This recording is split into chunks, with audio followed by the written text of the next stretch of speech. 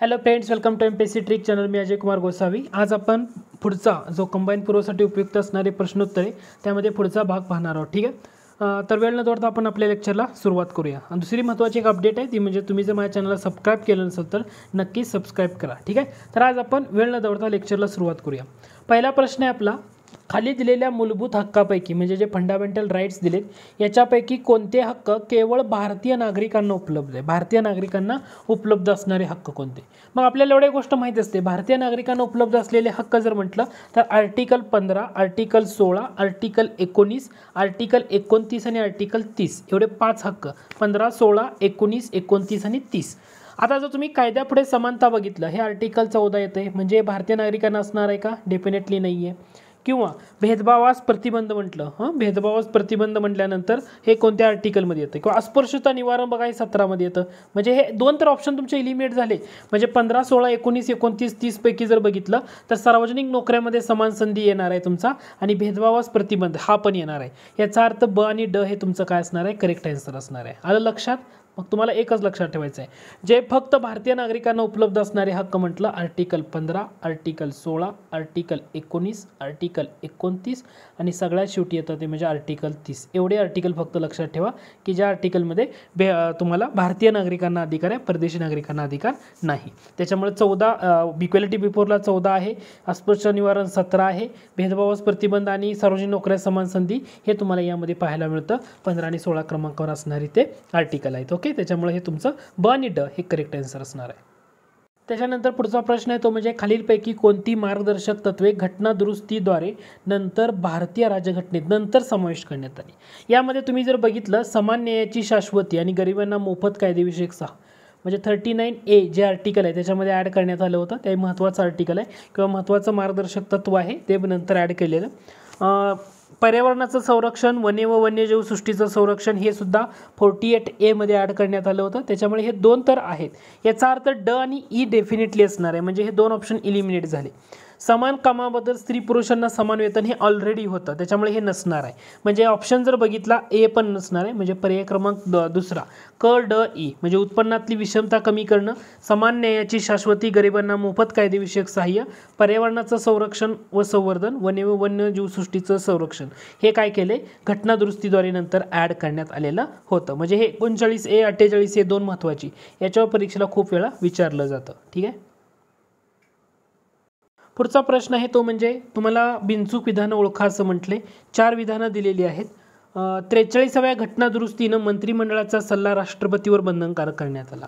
बिनचूक आहे का? नाही, कारण 43व्या घटना दुरुस्तीनं नाही आहे. 42व्या घटना दुरुस्तीनं राष्ट्रपतीवर बंधनकारक करण्यात आला मंत्रिमंडळाचा सल्ला. कोणत्या? 42व्या घटना दुरुस्तीनं.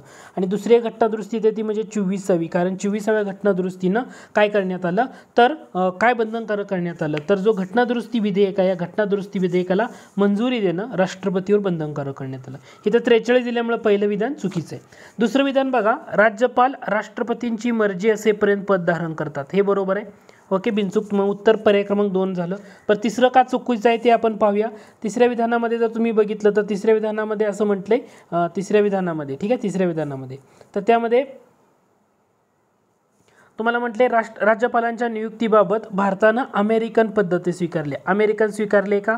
कॅनडा यायला पाहिजे. अमेरिकन येणार आहे का? राज्यपाल नेमणुकीची पद्धत म्हटल्यानंतर कॅनडा, राज्यपालांची नेमणूक म्हटल्यानंतर कॅनडाद्वारे स्वीकारले, ते चुकीचं आहे. राज्यपालांची नेमणूक करताना उपराष्ट्रपतींचा सल्ला डेफिनेटली नाही आहे, हे सुद्धा चुकीचं आहे. ठीक आहे, त्यानंतर पुढचा प्रश्न आहे, राष्ट्रपती राजवटीबाबत चुकीचे नसलेली विधाने ओळखा.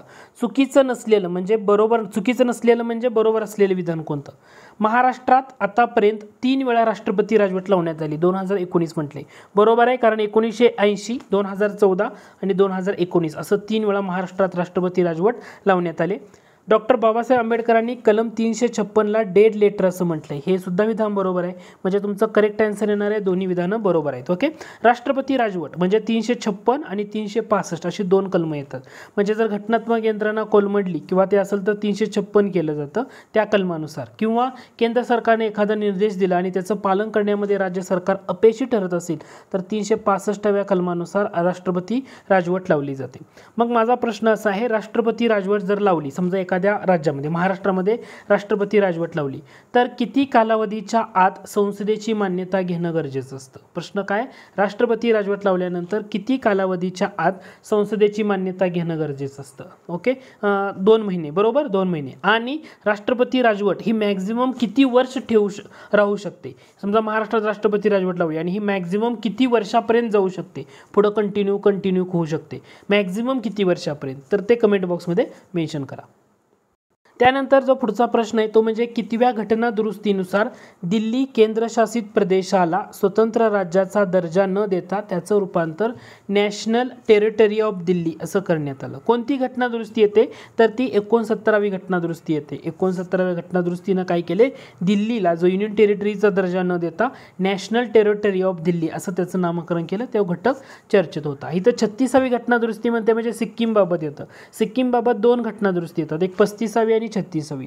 पहिल्यांदा सिक्कीम हे काय होतं तर हे पहिलं फक्त संरक्षणात्मक दर्जा होता सिक्कीमला. त्यानंतर 35व्या घटना दुरुस्तीनं ते असोसिएट स्टेटचा दर्जा देण्यात आला आणि 36व्या घटना दुरुस्तीनं जो असोसिएट स्टेटचा दर्जा काढला आणि पूर्ण राज्याचा दर्जा देण्यात आला. त्यामुळे ती घटना दुरुस्ती तेव्हा चर्चेत होती. तर लक्षात राहू द्या 69, 36 घटना दुरुस्ती, 35 घटना दुरुस्ती महत्त्वाच्या आहेत. त्यानंतर पुढचा प्रश्न आहे तो बघा, खालील विधाने लक्षात घ्या म्हटले. पहिलं विधान आहे भारताच्या महान्यायवाद्यांची नेमणूक उपराष्ट्रपती करतात. मला सांगा भारताच्या महान्यायवाद्यांची नेमणूक उपराष्ट्रपती करतात का? राष्ट्रपती आहेत ना, उपराष्ट्रपती दिल्यामुळे ते विधान तुमचं चुकीचं ठरणार आहे. घटनेनुसार भारताचा नागरिक असावा, बरोबर आहे. त्यांचा कार्यकाळ भारतीय राज्यघटनेत नमूद केलेला आहे का? नाही. आर्टिकल 76 महान्यायवादी अटॉर्नी जनरल ऑफ इंडिया असं आपण म्हणतो, सर्वोच्च कायदा अधिकारी. ओके, त्याच्यामुळे हा घटकही तुम्ही इथं लक्षात ठेवू शकता. म्हणजे यातलं तुम्हाला विचारलंय काय चुकीचं विधान कोणतं, म्हणजे अ आणि क हे काय असणार आहे? चुकीचं विधान असणार आहे. त्यानंतर पुढचा प्रश्न आहे खालीलपैकी कोणत्या घटना दुरुस्तीनं लोकसभेचा कार्यकाळ 5 वर्षावरून 6 वर्ष इतका वाढवण्यात आला होता? 42वी घटना दुरुस्ती. लक्षात ठेवा 42वी घटना दुरुस्ती. त्यानंतर पुढचा प्रश्न आहे म्हणजे तारांकित प्रश्न, अनतारांकित प्रश्न आणि अल्पसूचना प्रश्न. त्याला रंगाबद्दल विचारले म्हणजे एक तुम्हाला जस्ट कॉमन सेन्स किंवा हे माहीत असावं याच्यासाठी हा घटक आहे. अनतारांकित प्रश्न म्हणजे रंगबद्दल जर बघितलं म्हणजे याचं करेक्ट आन्सर मी तुम्हाला डायरेक्टली सांगतो, तो असतो पांढरा रंग. पांढरा रंग. तारांकित प्रश्न म्हटलं तर तो असतो हिरवा रंग, म्हणजे जो स्टार्ड क्वेश्चन म्हणतो ना तर तो असतो हिरवा रंग. आणि अल्पसूचना प्रश्न म्हटलं की तो असतो गुलाबी रंग. म्हणजे ह्याच्यामध्ये जोड्या बघा 3, 1 आणि 2. 3, 1, 2 कुठं बसते? पर्याय क्रमांक 1ला. ते तुमचं करेक्ट आन्सर असणार आहे. अतारांकित प्रश्न पांढरा रंग, तारांकित प्रश्न हिरवा रंग आणि अल्पसूचना प्रश्न गुलाबी रंग. त्यानंतर पुढचा प्रश्न आहे तो म्हणजे संविधान पक्ष आणि संविधान सभेमध्ये जिंकलेल्या जागा याच्याबद्दल विचारले. आता पक्ष आणि संविधान सभेत सर्वाधिक जागा काँग्रेसनं जिंकल्या होत्या आणि ते होत्या 208. म्हणजे ड ला 1 आहे हे तुमचं काय असणार आहे? करेक्ट आन्सर असणार आहे. ड ला 1 असणार. ओके. त्यानंतर साम्यवादी पक्ष मुस्लिम लीग बघा, मुस्लिम लीग म्हटलं की 73 जागा होत्या. अपक्षांना बघितल्या तर त्या 8 जागा होत्या आणि जो साम्यवादी पक्ष आहे त्यांनी 1 जागा जिंकली होती. म्हणजे एकूण असे 7 पक्ष आहेत की ज्या 7 पक्षांनी संविधान सभेमध्ये 1-1 जागा जिंकल्या होत्या. म्हणजे युनियनिस्ट पार्टी, युनियनिस्ट मुस्लिम आणि युनियनिस्ट शेड्युल्ड कास्ट ह्या 3 पक्ष झाले की ज्यांनी 1-1 जागा जिंकलेल्या. त्याच्यानंतर शेड्युल्ड कास्ट फेडरेशन 4था पक्ष येतो, साम्यवादी पक्ष 5वा येतो, कृषक प्रजा पार्टी 6वा येतो. ओके, हे 6 झाले. 6 आणखी 1 पक्ष, असे एकूण 7 पक्ष आहेत की ज्यांनी 1-1 जागा जिंकलेल्या होत्या. त्यामुळे करेक्ट आन्सर येणार आहे पर्याय क्रमांक 2 बरोबर. त्यानंतर पुढचा प्रश्न आहे तुम्हाला काही विधानं दिलीत आणि म्हटले योग्य नसलेलं विधान कोणतं ते ओळखा.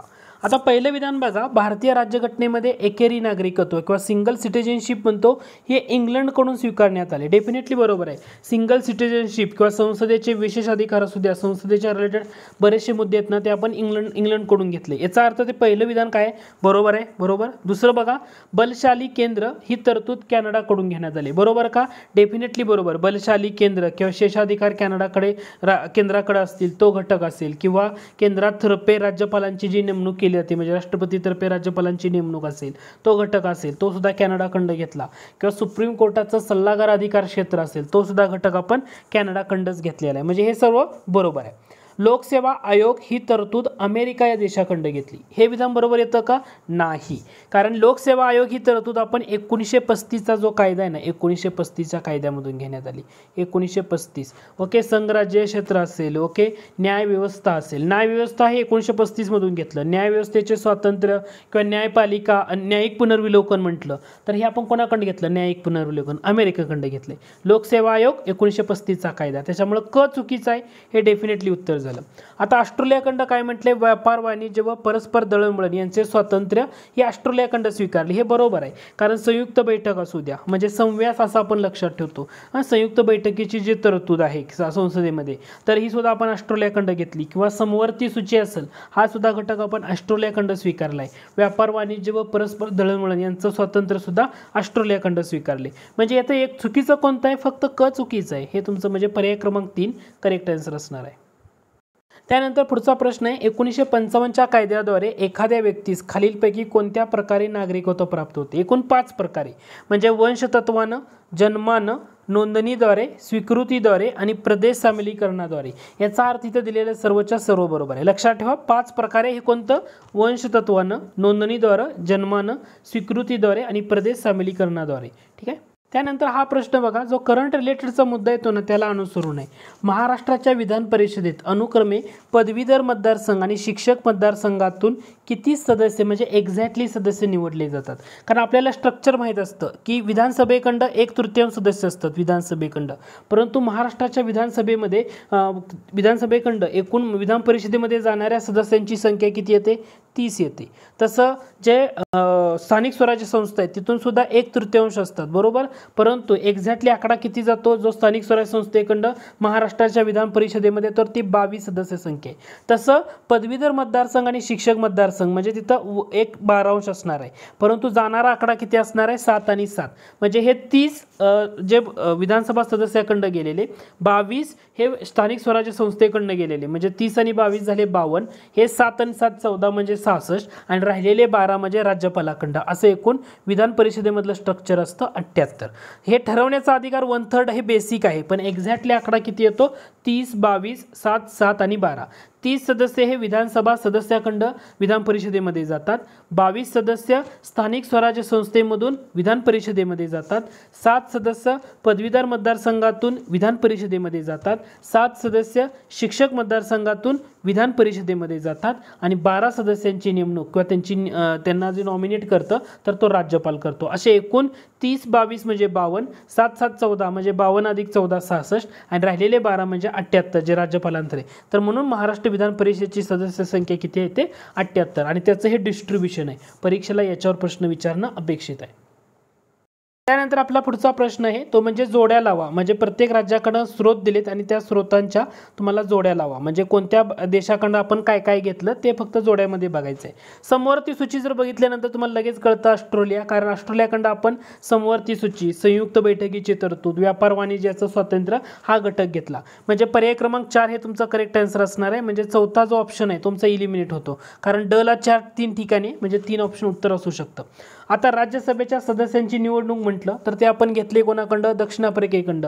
दुसरा घटक असा आहे राज्यसभेवर काही सदस्यांना नॉमिनेट करणं, ते आयर्लंडखंड घेतले. हे ते तुम्हाला लक्षात ठेवा. ओके.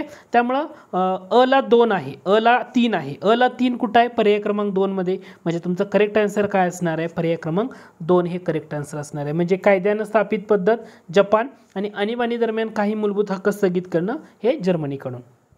पुढचा प्रश्न आहे कलम 3 संदर्भात. राज्यघटनेच्या कलम 3 नुसार भारतीय संघाच्या अस्तित्वात असलेल्या राज्यांच्या स्थापनेसंबंधात काय खरं नाही ते ओळखा. काय खरं नाही ते ओळखा.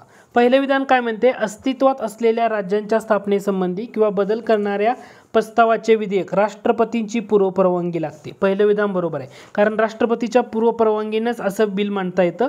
तो पहिला घटक महत्त्वाचा आहे. आणि हे बिल मांडताना राष्ट्रपती काय करतात? जो संबंधित राज्य आहे त्या संबंधित राज्याच्या विधिमंडळाला याबाबत तुमचं मत काय आहे ते फक्त विचारू शकतात. आणि त्यांनी जे मत दिलं ते राष्ट्रपतीवर बंधनकारक असणार नाही किंवा संसदेवरही बंधनकारक असणार नाही. परंतु समजा एखाद्या त्या बिलामध्ये संसदेनं बदल केला, मग दुसरं विधान तेच आहे की संसद जेव्हा विधेयकामध्ये बदल करते त्यावेळी त्या प्रत्येक वेळी राज्य विधिमंडळाचे मत घेणं बंधनकारक असतं का? नाही, यावेळी ते बंधनकारक नसतं. इथं असतं दिल्यामुळे तुमचं हे दुसरं विधान चुकीचं ठरते. बरोबर, दुसरं विधान चुकीचं ठरते. संबंधित राज्य विधिमंडळाचं मत स्वीकारणं राष्ट्रपतीवर व संसदेवर बंधनकारक असतं का? हे सुद्धा नसतं. याचा अर्थ काय आहे? जेव्हा भारतीय राज्यघटनेतलं भाग 3 आहे, या भाग 3 किंवा कलम 3 म्हणतो, भाग 3 म्हणण्यापेक्षा कलम 3 म्हणतो, याच्यामध्ये भारतीय संघामध्ये अस्तित्वात असलेल्या राज्यांच्या स्थापनेबाबतचं जे तरतूद आहे, तर पहिलं राष्ट्रपतींची पूर्वपरवानगी घ्या. राष्ट्रपतींची पूर्वपरवानगी घेतल्यानंतर संबंधित राज्य विधिमंडळाला ते राष्ट्रपती त्यांचं मत मागवतील. त्यांनी ते दिलेलं मत राष्ट्रपतीवर बंधनकारक असणार नाही. मग नंतर संसदेने प्रत्येक वेळी जर बदल केला तर ते सुद्धा त्या संबंधित राज्य विधिमंडळाचं मत घ्यायचं, तरी सुद्धा त्यांचं बंधनकारक असणार नाही. ओके, म्हणजे केंद्राला किंवा बरेच अधिकार आहेत. तिथं दोन विधानं चुकीची आहेत ना, ब आणि क, ही विधानं चुकीची आहेत.